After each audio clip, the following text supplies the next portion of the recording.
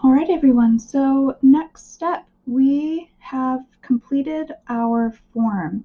So be sure that everything that you want to have done on this project, clay-wise, is completed before you start this next step. So everything has been smoothed out. Any seams have your coil on the inside, so you have a rounded corner, and you've strengthened the seam. The exterior is smoothed. You have a thinned, rounded, smooth lip, and everything is formed the way you want it to be. Okay, because once we start this next step and apply the brown slip, you will not want to be blending or scoring or trying to add anything or modify anything. Okay. Also, at this step, please make sure that you have photographed this step um, in all different angles and you have added it to your digital work log slide. Okay. All right. The other thing you need to make sure you have done is that this has hardened to leather hard stage, or we've also referred to it as cheese hard. So if you think of a block of cheddar cheese, you can still kind of flex it a little bit, but it's not really flopping around. So right now I can easily grab it and it does not squish. Okay, if it's still flopping around and squishing while you're trying to move it, you'll want to let it stiffen up just a little bit more. Because if you try to apply your slip onto really wet plastic clay, it's going to have a really hard time absorbing into the surface and sticking to the surface. It's just going to want to smear around. So make sure that your entire project is leather hard and that no area is getting past leather hard, meaning it's starting to turn light in color or anything like that. Okay, so completed project, it's leather hard, it's photographed on the inside, outside, every angle, and now we're ready to move on. All right, so our next step is to set up our workspace. So for this slip, just FYI, the slip can stain. So I would recommend working with an apron, maybe some clothes that you don't really care about. Definitely not your clean white shirt that you love. You'll also want to be working on top of paper towels, an extra plastic bag. You do not want to get the slip onto your bat. It is a little bit more difficult to clean out of your bat. It will absorb into the pores of the bat. And then the next time you go to work with clay, your new clay will pick up that brown slip, which we don't want. So protect your bat either with paper towel, plastic wrap, an old plastic bag, whatever you have. Okay. All right, so we have our slip. Everyone should have gotten a little container of slip. So we'll open that up and you'll probably notice that the water has separated from the slip just like it normally does. So you might have some water sitting on the top that you'll want to stir in a little bit. So we'll take our brush and before we get started, we'll want to stir this up and make sure that we're not just using that top liquid water layer. We want to get this all mixed up. So mix it up thoroughly. Make sure that you don't have any just thin water sitting on the top. I would definitely recommend using your brush to stir versus shaking the whole container just because we never know. We don't want to have any accidents and the slip explodes everywhere. So, all right. So we'll stir that up and you should have a nice thick coverage of slip. Okay, so just like when we dipped our finger in, it should be nice and thick, really heavy cream. All right, so the process for our slip is we're going to paint the Sgraffito slip wherever we want to do our Sgraffito and wherever we want our project to be brown. So reminder for this project, we're not planning on using any colored glazes. So you're either going to be having white once the project has been fired, white clay, or this chocolate brown slip. So it's up to you where you want to do your carving. But basically, once you put it on, it's there. You don't want to touch it. So make sure you have your plan in advance. So for cylinders, things like this that are more up and down, you'll definitely want to plan on doing your Sgraffito on the outside because it would be very difficult to do any kind of carving on the inside.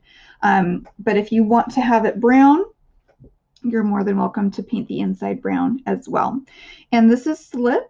So this is not glaze, so you can paint it anywhere and everywhere. You could even paint it on the bottom if you want. All right. So I'm just going to go ahead and start with the exterior. So what you'll want to do is take your slip and just get a nice even coat. And you're just going to do one coat all the way from the top to the bottom. And keep all of your strokes going in the same direction. Once you notice that maybe it's starting to get a little bit more thin, you can reach down, get some more, and cover that area. Okay, so options is either just leaving it right on your bat and then painting around, turning your bat as you go, or if you're able to hold it in your hand. So for example, I could put my hand on the inside and then rotate it as I go. So it's up to you, whichever one looks easier to you or more functional. If you have a project that's maybe difficult to slip, you might need to do one side, let it dry, and then pick it up and do the other side and let it dry. So while you're slipping, you'll notice that the surface is very shiny. It is going to stay wet. So if I were to touch this right now, it would come off on my finger, which is what we don't want. So right after you slip the surface, you want to make sure that this layer completely dries before you move on to the next step. Because notice if I try to touch it, I'm just going to smear the slip off, and I rubbed it off, and now my project is going to be all patchy. So I'm going to go ahead and redo that area. Okay, so you would go all the way around your project. At this point, if you wanted to do the inside, you could do the inside as well if you were able to without touching and smearing the outside. Otherwise, it might just be we'll do the outside, we'll complete those layers. Once that's done, then you can do the inside if you need to hold it while you're working. Okay, so we'll do one coat, all going the same direction. Once we have the entire outside completed and covered with one coat, we're going to let this layer of slip dry to leather hard. So note right now, it is shiny. It's picking up the reflection of the light. Anything that is wet is going to look shiny. So we'll want to make sure that it is going to dry to leather hard. Also note, while it's still wet, make sure that you don't have any glops. Okay, if you have an actual glop like this, remember this is clay. So if you have any textures besides just the brush texture, that is going to turn into an actual physical piece of clay, and you don't want that. So just make sure that all of your coats are going to be nice and smooth. They're all going one direction. If you notice that you have any clumps or glops, just go over it a couple times with your fan brush. All right. And then we'll let that dry and we'll come back and we'll do our second layer.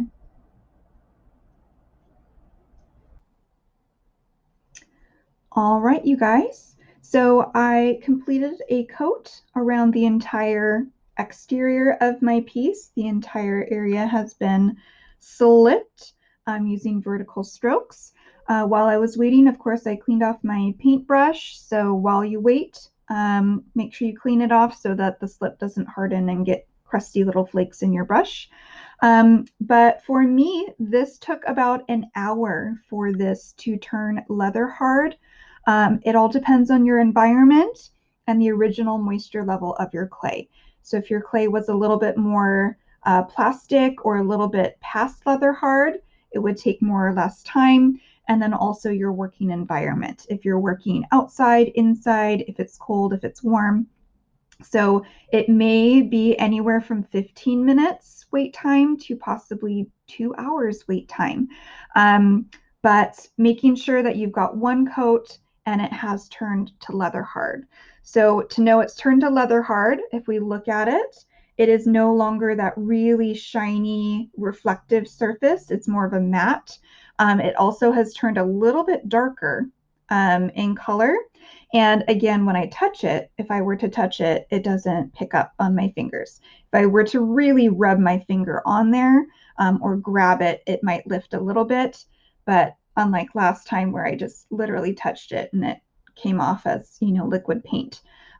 So now we're ready to do our second coat. So for our first coat, we did all vertical strokes up and down. Everything was nice and even. As of right now, you might see these little tiny little dots, wondering what they are, because we have just one thin coat. These are just the little bits of sand that were in the original clay body. And because it's so thin, they're still kind of showing up. This won't be a problem. Just try not to drag them and scratch them around. But once we put our 3 coats on, fire it, glaze it, they're not going to show up. Okay, but one even coat up and down. Next, for our second coat, we'll mix this up again. Just make sure there's no thin liquid sitting at the top. Our next coat, we're going to go the opposite direction. Okay, so instead of going up and down the same way, we're going to change the direction. In this case, I'm going to go horizontally across. You could also go vertically, whichever direction you want, just a new direction. So side to side, horizontal strokes. So what I would recommend is just have it sit on your table, do horizontal strokes, move it around, and cover the entire surface.